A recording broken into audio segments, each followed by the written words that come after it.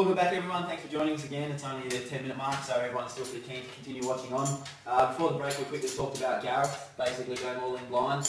Wasn't even looking at his cards. Done it a couple of times. That happens. Holly Logan too as well. Yeah. And guys, I guess this is the point that I want to bring up is that I know on my table I heard a lot of people, before they even got the cards, they said, I'm going on all in on this hand regardless. And I don't want to be the one to tell everyone here, but this competition is you get more points and you're going to make all your points through bust outs. And if you hear someone sitting next to you saying, I'm going all in regardless, my suggestion there would be trying and buy them out. I don't want to try and guide people how to play because, hey, this is how I play, this is how I get all my bust out. But when you hear someone doing that, you've got a 50-50 chance of beating that person. The only thing you've got to worry about is the other people on the table. Yep. So the best thing to do is try and buy them out of it. If you can afford it, you can afford it. If not, try and limp. You might hit a flop, then you can buy the people out of it. And you're laughing like... Yep. I will say I went all in the big blind when I had a fifth of my stack in the big blind, and it was pretty funny watching people go, oh gee, I think he's really strong here. And I hadn't looked at my hand. I had no idea if I was strong. And if you just pay a little bit of attention on the deal, everyone's busy talking and socialising. Don't get me wrong, I like everyone that they can come and have a good time and socialise. But all of the information you need to win is when the cards have been dealt. If you can't pick up on that, you're going to luck it every week and you might win on luck. But if you can pay a little bit of attention whilst the cards are being dealt, whilst people are calling, whilst people are checking, whilst people are raising, the amount of information you learn from that, you're greatly going to think, what was your example, Gareth, with... I had less than, I had 10%, I think already, I don't even know, but I basically had 10 big blinds, and when I get to that stage, I'm going to look at pushing with very marginal hands, and I watch the go over the table, a couple of people hint and call, and I pushed all in without even looking at my cards. And that did money that's out there already. Yeah, so it folds around to Ian, who was, I don't know if it was big blind, I think I was, actually I can't even remember. He would have been blind, for sure. Even for sure. Yeah, he's looking at his cards. I think he has the ace-queen, so very, very tight fold. But in saying that, he does ask me, have you looked at your cards? And I said, yeah, of course I know what I've got. Tight cards, mate. Do you think I'm going to go on with nothing? I believe you had two cards. But yeah, I've looked at the cards like this. Yeah. This is how I have two red cards, and I don't need to look again because he said you need to look or something. I said no, I know that. So if you've been paying more attention, I think, wow, you're never going to find the ace queen against so far. Because I think I had 9-5 suited. So yeah, ace queen is so far ahead of your range. Oh yeah, yeah. So, information, all about the information. It's all about the information. And I would have been busted first. I would have been busted well and truly first. Yeah. So it's a bit late, we're well past the break, who are we up to? We're talking about G-Mans, we're up to like 2.5 hours worth of play. Yep. But we did take the opportunity at the break to interview not only the previous chump, but also the predicted winner. So let's throw over to the interviewers this time. So it's obviously something a little bit different, as we just explained. Today we have, this is the break. We haven't interviewed Peter at the start because it was a rather busy starting, and we had a lot of people, 25 people to turn out. 25 people is a massive turnout. What's first place? $125, I think. So it's a lot of money. Congratulations, you win last week. How's it going this week? Going well? I had doubled my chips at one point, but I'm back down to about 355, but still probably above average, so happy with my position so far. Yeah, how do we think the three tables are working good for everyone on the table? Yeah, good. I mean, our table's a bit annoying because the person over here has to pass it to someone who has to then pass it along, but other than that, I mean, we have the advantage of having it quite silent, so... Yeah, it's very loud in our room, yeah, so definitely. So, yeah. So congratulations on your win last week. And hopefully you do well this week. Yeah, absolutely. Well, getting to that, you're probably chip leader coming into after the first break, Keith. So what do you think you're going to do to win tonight? I'm just going to play the ones I need to play now and not play anything silly. I had a very lucky occasion with Elise, who actually it was funny because Beck dealt me, which we're going to say shenanigans, but it's really not. Dealt me a queen and then a jack, but the jack flipped on its way to me. So we used that as a muck card. So Beck dealt me the next card, which was a king. So I had king queen and it flopped king king. Elise had king 7, so of course she's pushing all in, trip kings. Unfortunately the kicker played and I ended up winning, so that was probably much the biggest win. So yeah, hopefully do well. And you've also had all the knockouts on your table, so right now with 3 tables playing, you have more chips than the other tables, so more to take. Definitely, and I'm willing to take them. Bring them on. Excellent. No worries. Alright, for the record, I reckon Beck's got it. Beck for the win tonight from the gym. She's due. From the gym. What a great interview, Charles. I didn't know how to interview. I'm going to say really nice camera work there by the cameraman. And good commentary on the end, but I do believe that your prediction Yeah, because I actually won. He was previous champ, so he was being introduced previous champ, as we all just saw. Yeah, Timmy, what are you just watching? What that? Sorry.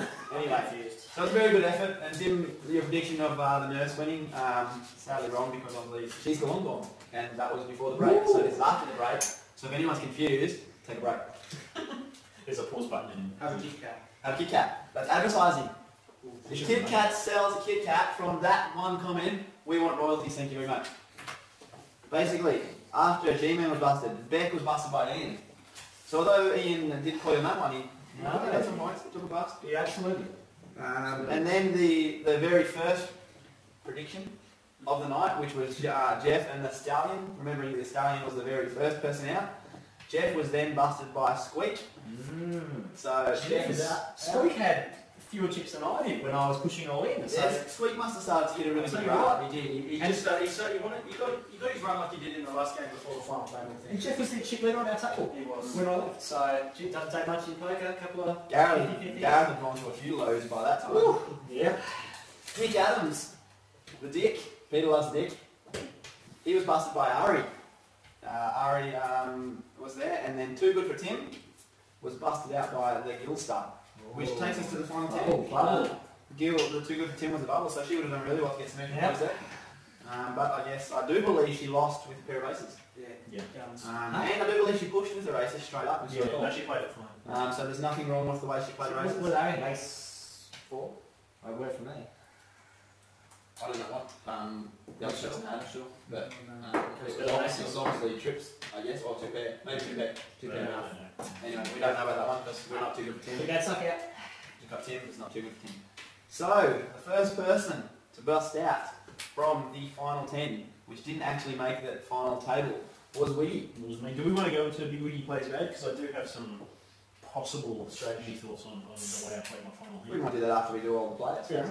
We'll come back to a Big Wiggy Plays Bad. So Big Wiggy was played, he was bust out there. I won't go into the bust out there because it was by me, and that may be part of his Big Wiggy Plays Bad, maybe not, but if not, we'll talk about it then. Where are we? Squid. No. Anika. Anika was busted by Ali. I will say, I had her dead, but she got rid of me. I remember that. What was it? It was really bad too, wasn't it? No, she had 3 outs. It was just she had she had a 1 overcard to my 7. It's like I just had her 7. She had like 8-3, and the 8 came on the river.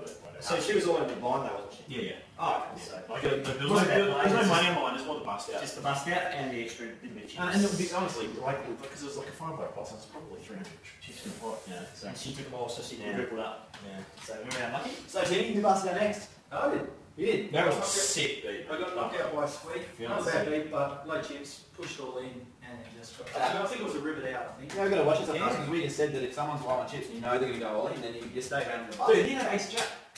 I did. But how many chips did you have that? Did you have, didn't you have a big hit before that? Like, I got hit by Fiona on the river again. Yeah, again. You had decent chips. You had like 400 chips. So I mean, if you won that pot, you're very playable with it. So Fair enough. So that must be where we got a lot of his chips from. Yeah. From Tim. Ian was busted out by Ari. This was Ari come good near the end. He got like 3 bucks now for Ari. Jeez. But then it was all over because someone that doesn't turn up very often decided she'd take the reins. And she grabbed it and away she went. Big Rob was busted by Ari, which is what I just said. Is that right? Oh no. You said already. Ian by already. Yeah. Ian was also busted by Ari. Wow. And then Big Rob was busted by Ari. And then, as I said, someone took it by the reins and took over. So, we're up to the bubble. The bubble, the person who gets no money. The bubble didn't exist because it was a double bust. Have a look. Yeah, it was. But still. No, it wasn't. Yeah, I'm sure it was. No, it wasn't. Because it's Ari and then Fiona. No, I'm sure that It's not. It was Ian and Big Rob were busted by Ari. That would have been his double bust. Well, we leave you bust then. I busted 4th. Okay. Yes, Just like that. if you have a look at where Squeak was busted, he's busted at the same time as you. Yeah, so- double bust. We're leaving 3 people. Oh, So then 3 there. Sorry, people. I'm forgetting about the person that doesn't show up on this as the winner. Yeah. So that makes 3 people. Ah, I see. So it was a double bust out. So there was no bubble. There was no bubble. Myself and Squeak Yep. were both. That makes me feel a little bit better. Yeah. Oh, boys. Yeah, bubble boys. Yay. I like a bit of bubble. I host the night. I get busted out in a bubble. I get nothing for it. Not even a thanks. Not even a kiss from Claire. Did you get any bust outs? So you did. I got a few bust bust outs. outs. Yeah, I did alright. Yeah, I you did did alright. enough. I got a few. Jared and the list. Which makes me happy. So, based on that, we're now up to the final 3. We're going to have a short break again. and we'll be back straight after the break.